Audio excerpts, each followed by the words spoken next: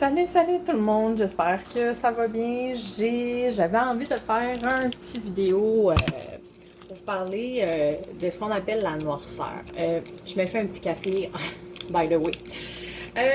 Ce qu'on appelle la noirceur. La noirceur, c'est une période dans laquelle chaque être humain va vivre. C'est une période.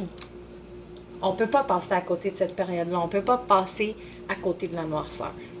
En fait, on a besoin de toucher le fond du baril pour pouvoir remonter. On a besoin. Ça fait partie de notre évolution en tant qu'être humain sur la Terre. On a besoin de passer par la noirceur pour aller vers la lumière. Cette noirceur-là, cette expression-là de dire qu'on touche le fond du baril, c'est notre évolution. Les choses qu'on a vécues dans le passé ont fait de nous la personne qu'on est aujourd'hui, qu'on est au moment présent. Les choses qu'on a vécues dans le passé font de nous la personne que nous sommes maintenant. Mais à partir de maintenant, on vit le moment, on est dans le présent. À partir de maintenant, on est dans le moment présent. Et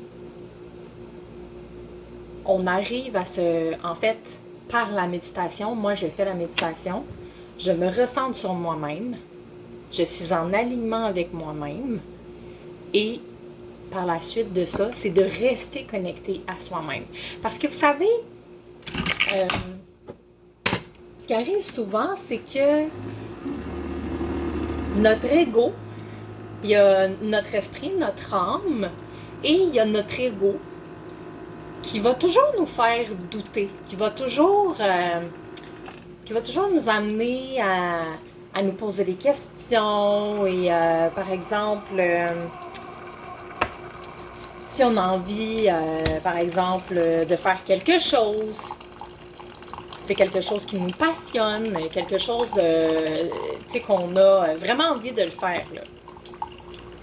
Notre corps va nous parler. En fait, notre intuition, notre ressenti, tout ça va se sentir dans notre corps. Notre corps nous parle. Et le problème avec l'ego, c'est que l'ego prend tellement de place qu'on n'écoute pas notre corps, on n'écoute pas ce ressenti-là, on n'écoute pas cette vibration-là, cette intuition-là, ce ressenti-là, on ne l'écoute pas. Parce qu'on est trop connecté à notre mental qu'est l'ego. Et l'ego, ben c'est le petit dude qui va arriver et va faire comme « Fais pas ça, fais-le pas, tu vas regretter, ah non, t'as peur, ah si, ça... » C'est ça l'ego en fait, c'est celui qui nous fait douter de tout, c'est celui qui fait que on n'est jamais sûr de rien, c'est celui qui fait que... Alors que notre corps, à travers notre intuition, nos ressentis, on le sait au fond de nous, là, on les connaît toutes, ces réponses-là. Les réponses à nos questionnements, on les connaît. Mais on est tellement connecté à notre ego, notre mental, que on a l'impression d'être dans un néant, on a l'impression d'être dans un champ immense et qu'on ne sait pas où on s'en va. Mais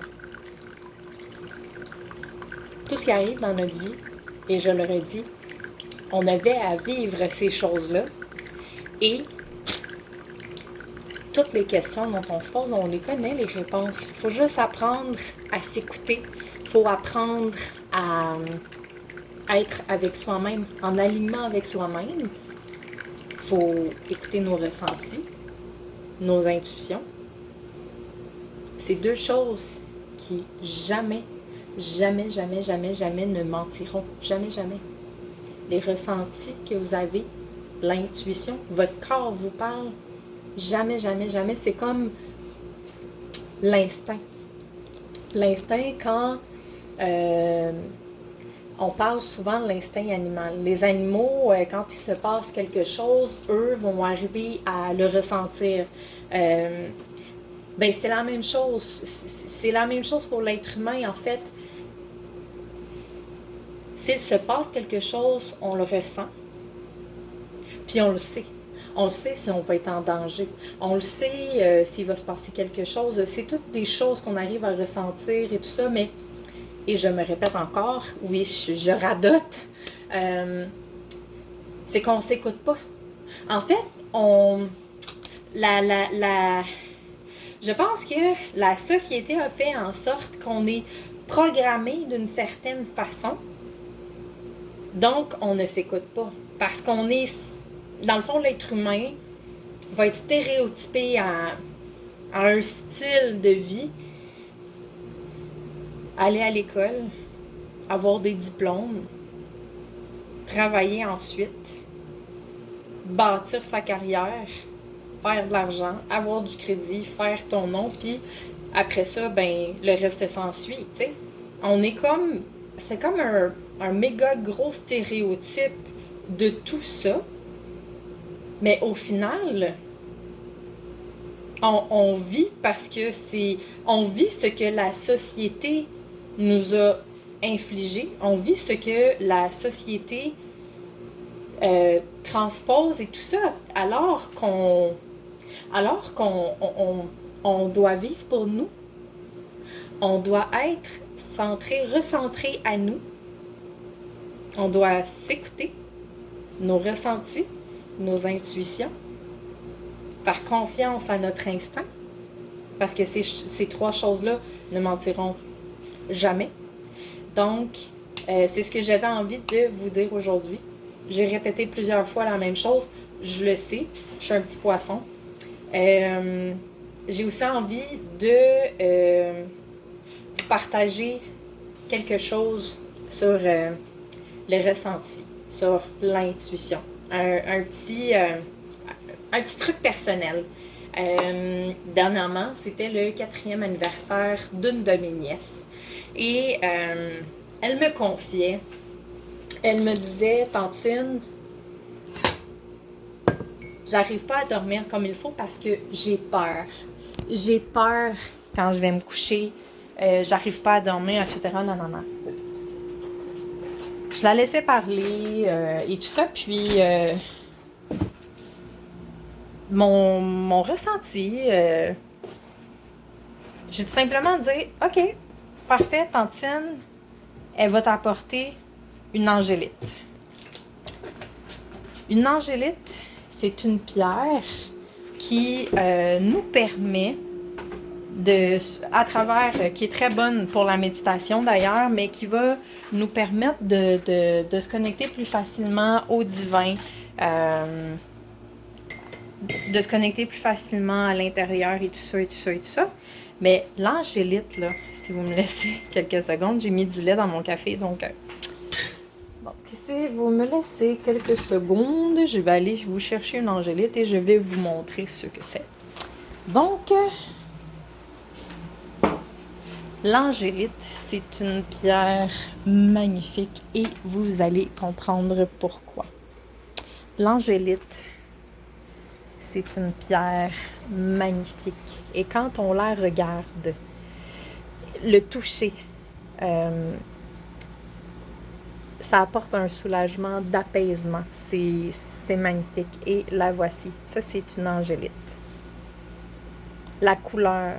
Je ne sais pas si vous arrivez à voir un peu la texture. C'est super doux. Très, très, très doux.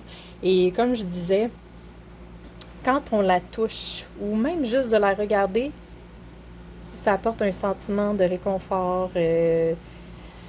C'est magnifique comme pierre. Donc, mon intuition, mon ressenti m'a fait comprendre que je devais lui apporter un angélite. Mais, je lui ai aussi apporté une améthyste. Parce que l'améthyste, c'est une pierre... c'est une pierre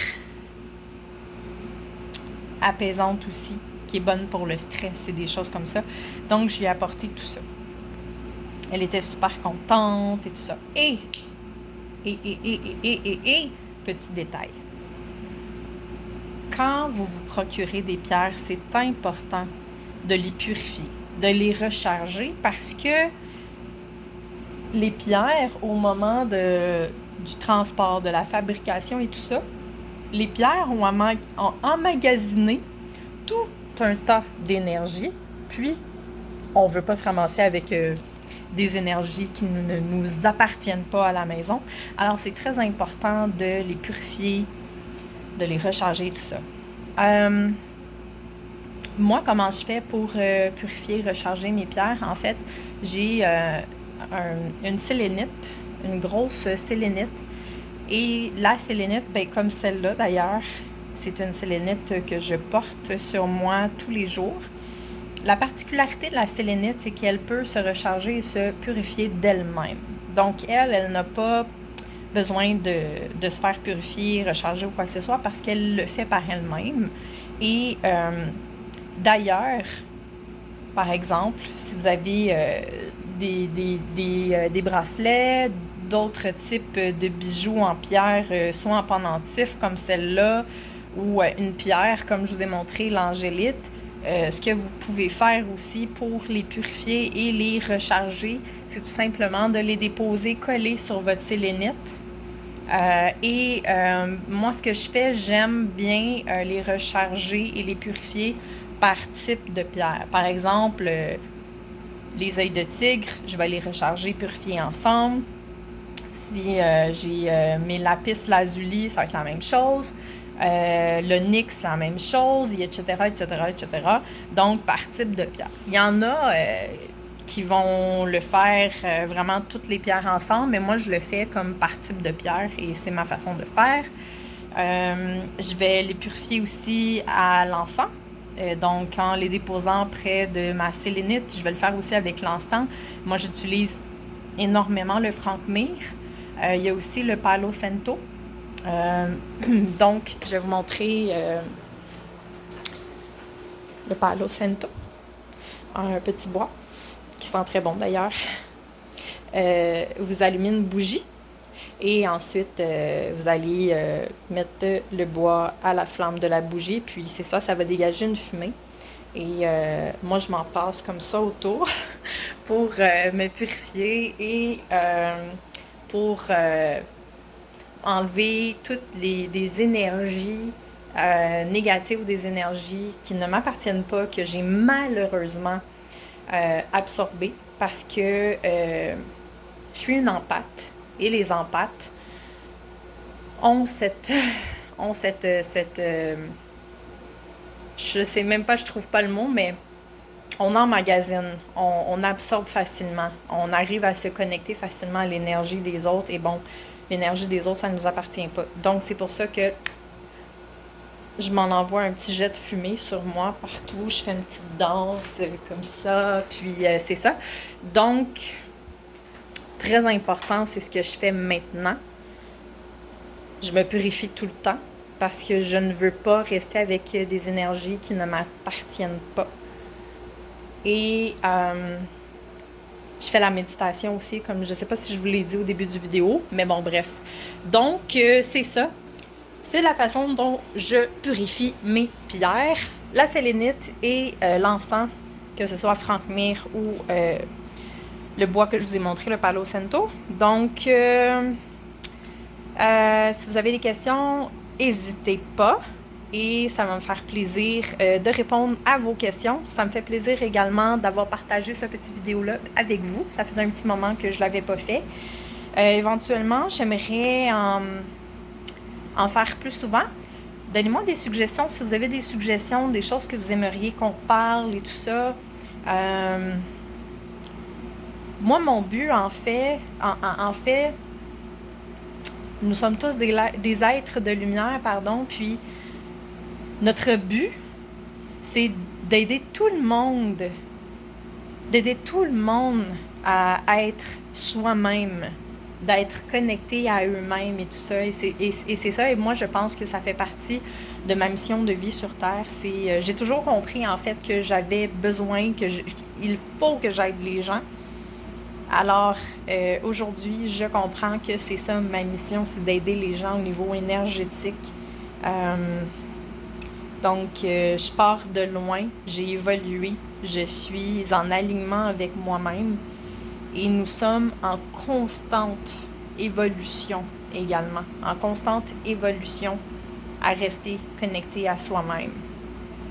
Alors, et être soi-même, c'est s'accepter tel qu'on est, avec notre bagage de vie, nos erreurs, nos choix du passé, etc. C'est ça qui fait la personne que nous sommes aujourd'hui, qu'on s'accepte comme nous sommes. Mais c'est important aussi, c'est important de comprendre en fait que ce qu'on a vécu dans le passé, on avait à le vivre. C'est très important de ne pas oublier ça. Ce qu'on a vécu, on avait à le vivre. On avait à le vivre. Les erreurs qu'on a faites ne nous définissent pas non plus. On avait tout simplement à les faire parce que ça fait partie de notre évolution. Alors sur ce, aux prochaines vidéos, j'ai bien hâte de vous jaser. Bye bye!